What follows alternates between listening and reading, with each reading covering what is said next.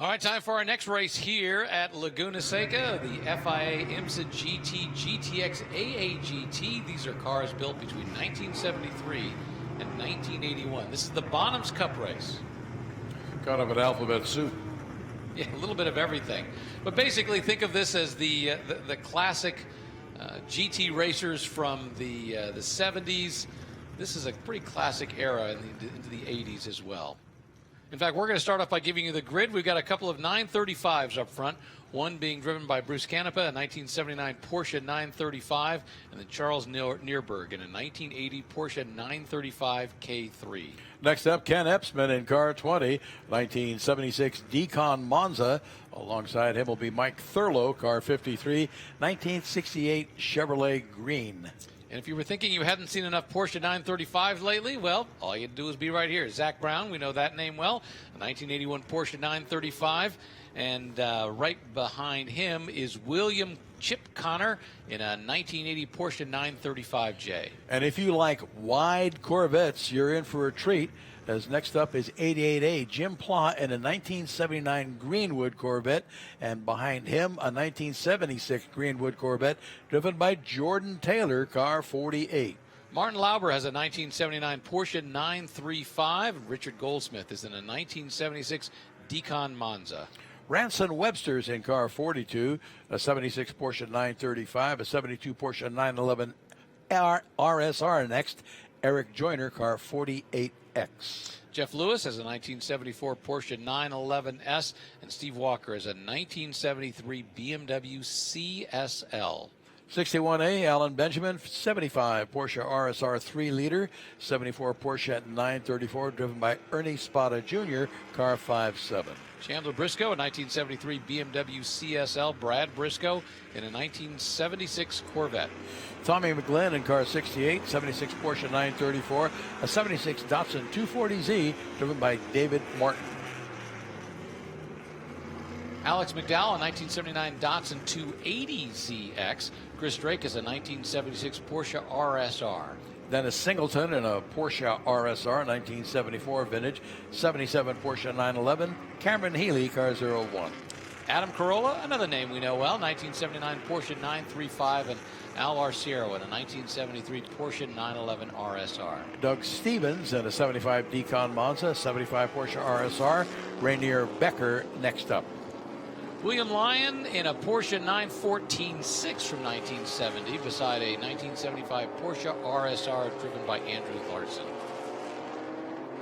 Steve Schmidt, car 93, 1976 Porsche 935 K3, and Brian Redman, car 25, a 75 BMW 3-liter CSL. James Lawrence in a 77 Porsche 934-5, and Charles Christensen in a 1973 Porsche RSR. We've already got one car that's off the track. That's the number 15 car, a Corvette, being driven by Brad Briscoe. He's got some issues, and it looks like they're pushing him off the track, so he's not going to be able to see the green flag as we start this Bonhams Cup race for the 1973 through 1981 cars. Ford Johnson, 74 BMW CSL Byron Sanborn, 81 Porsche 924 GTR.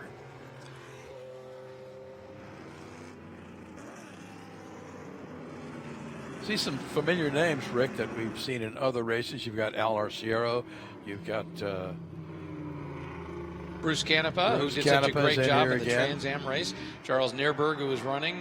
Bill Ockerland.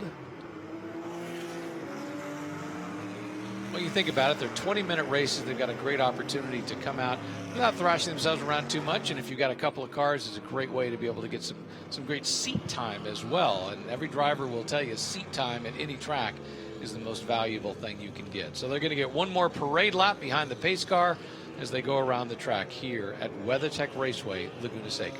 You know, I commented earlier that it's unusual to see three Maserati bird cages in one spot at one time. Same holds true for some of the cars in this event. How long has it been since you've seen three Decon Monzas together?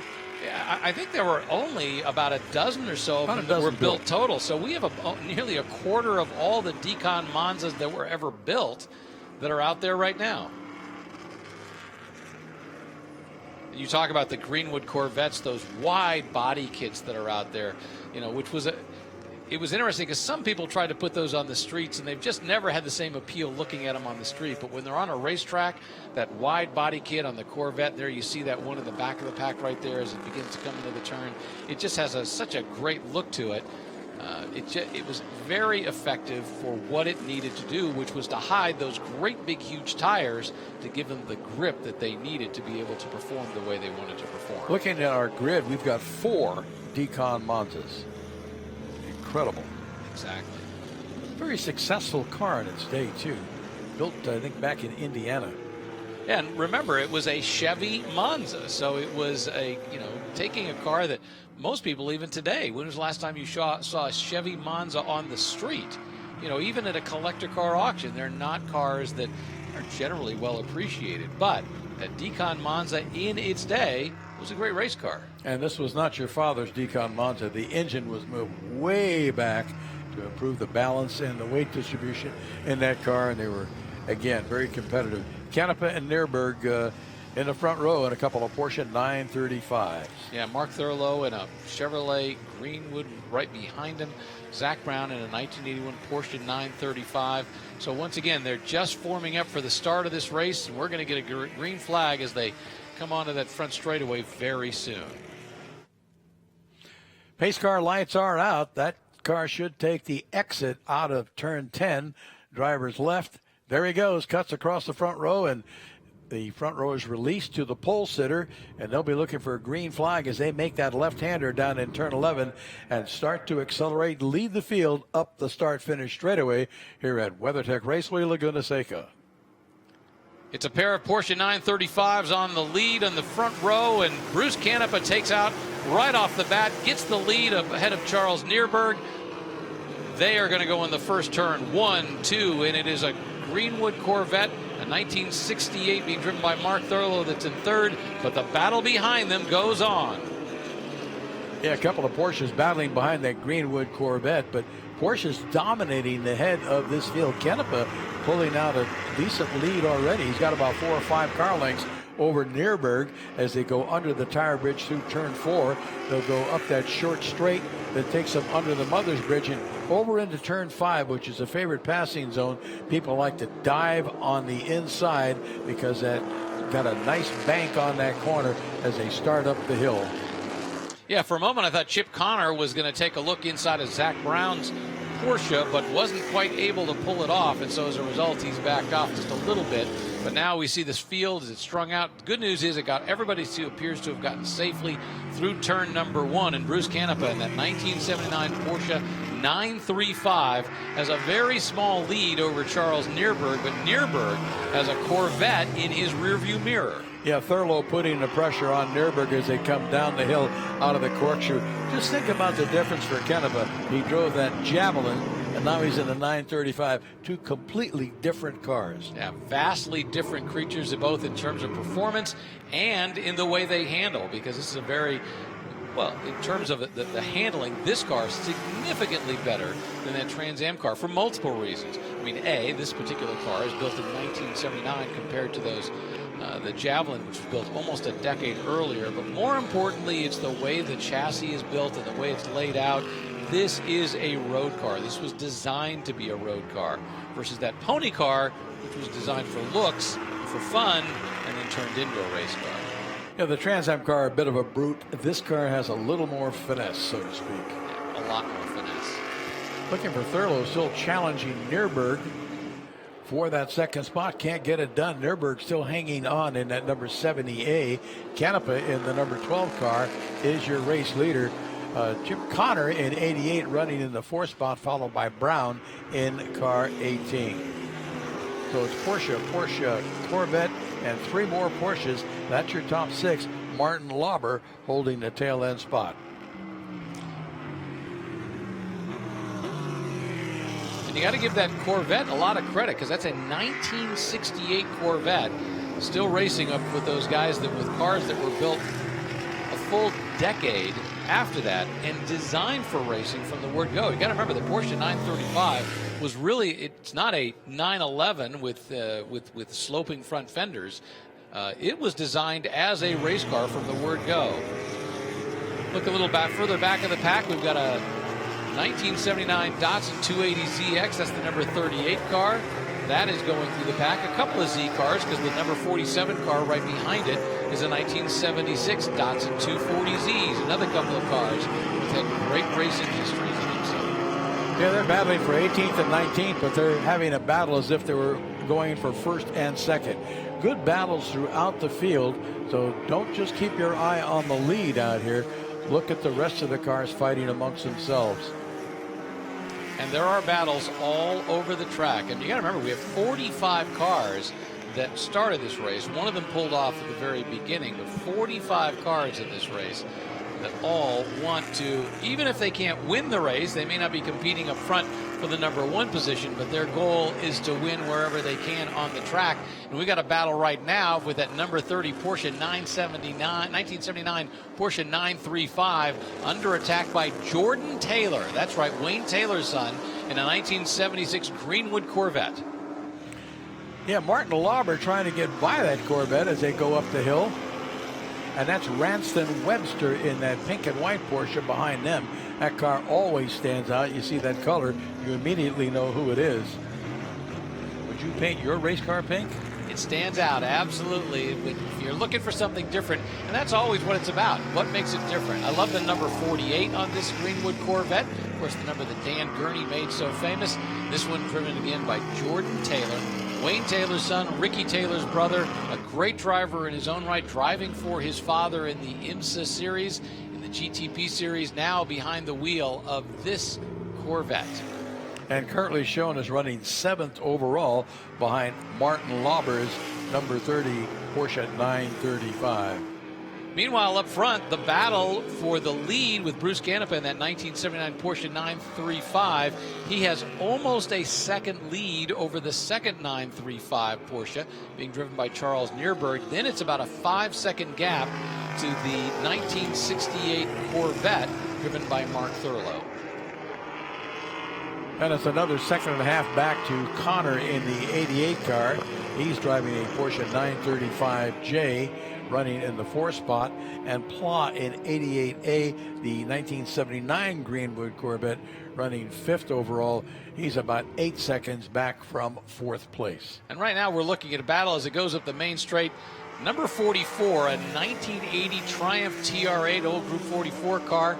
He is leading his way up through there, being followed by a Porsche 934-5 and a 1973 Porsche RSR trying to go for that position. And that's the battle for 29th place. So everywhere you look on this track, somebody is trying to move up. We were talking earlier today about Mark Donohue and Roger Penske, and there we see a car, the number 6 Porsche. The car is being driven by Al Arciero, a 1973 Porsche 911 RSR. Some of the greatest colors, that Sunoco blue with the yellow pinstriping, and the number 6 so closely associated with Mark Donohue. Mark Donohue had such a tremendous racing career, winning so much in so many different areas. But what people don't realize when you think about Mark Donohue is that he only raced professionally for a decade. From about 1966 to 1975 was he a professional racer. And during that time, he came to dominate the Trans Am. He dominated the Can-Am for a period of time. He won the Indy 500 in 1972. He ran NASCAR. He ultimately ended up in Formula One. One of the greatest Formula One drives of all time was his drive in Canada as he drove a privateer car for Roger Penske and finished 3rd in the rain. Mark Donohue, truly one of the great drivers of all time. And things have heated up at the front. Looking at the gap between Canepa and Neerberg, they're almost in what would be called a photo finish. They're going to be encountering traffic, and that's going to throw that out the window. But Canepa's lead over Neerberg now less than 1/10 of a second. The last time they crossed the start-finish line. Here they come out of turn 11 now. They're practically nose to tail as they accelerate up the start-finish straightaway. Report that Canepa's car, the lead car, bit of smoke coming out of the back of the car as he accelerated out of turn 11. And he's diving down into the Andretti hairpin and going to run into a whole bunch of traffic as he gets into that infield area. Yeah, you see the number 87 car, Byron Sanborn, that Porsche moving over very quickly to let him go by, and everybody else doing the same thing. No sense in getting in a battle with the lead of this race. Let him go by. You're not battling him. The problem is, if you are in a battle, you don't want to ease off too much because you don't want to lose your own place at the same time. Once again, Bruce Canepa in the number 12 Porsche 935, and you see him coming up on that number 44, the Bill Warner car, the Porsche, the Triumph TR8. And now that's in between, that TR8 is in between the two lead cars for just a moment until Charles Neerberg chews them up, spits them out, and away we go down into the corkscrew. Yeah, that traffic has allowed Canepa to get a little breathing room as they start their descent in the corkscrew. That's about a 5-story drop from the top of the hill down through 8 and 8A. And while these two cars are trying to stay within an eyelash of each other, they now have about a 7.5-second lead over the third place car of Mark Thurlow, that 1968 Chevrolet Corvette. And Ricky Taylor up into 6th spot in his Corvette, car number 48. He's about 3 seconds behind Pla in the 88A Greenwood Corvette. So you could see some changes happening there. We are past the midpoint of this race. We're about 12 minutes into a 20-minute race. So still plenty of time for lots of things to happen before the checkered flag waves. Yeah, so far dominated by those two 935s up front. You get a Corvette, then a Porsche, then a couple more Corvettes. In fact, when you look at the top 8 places, right now the top 8 places are dominated by the combination of Porsche and Corvette. We just saw a good battle between Adam Carolla and that number 70 Porsche 935. He's trying to get around David Martin in the 47 Datsun 240Z. And the number 88 car of Jim Pla has spun. Looks like he's in the infield. I believe that's the exit of turn 3. He's in that gravel trap, the kitty litter, trying to drive his way out. He's going to get it back out, but he's also going to bring a lot of junk onto the track with him. As you can see, the pebbles and rocks coming out of the bottom of that car as he goes through turn 4 now. That's going to make that turn a little bit slippery as these cars get into that. There's going to be some marbles out there before they can be cleaned off at the end of the event. Carolla did get by that 47 car of David Martin. That was a battle for 17th overall.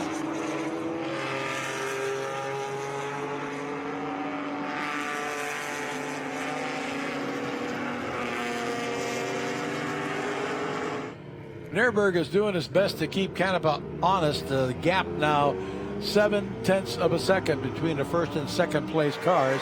Canepa and Neerberg 12 and 70A. Jordan Taylor, we see him continue to work through the field. He is now in that Corvette, the number 48 Corvette, has worked his way up to 5th spot. Now he is 31 seconds behind the lead pack, but he is doing his best to try to move up through the field and try to gain as many positions as he possibly can.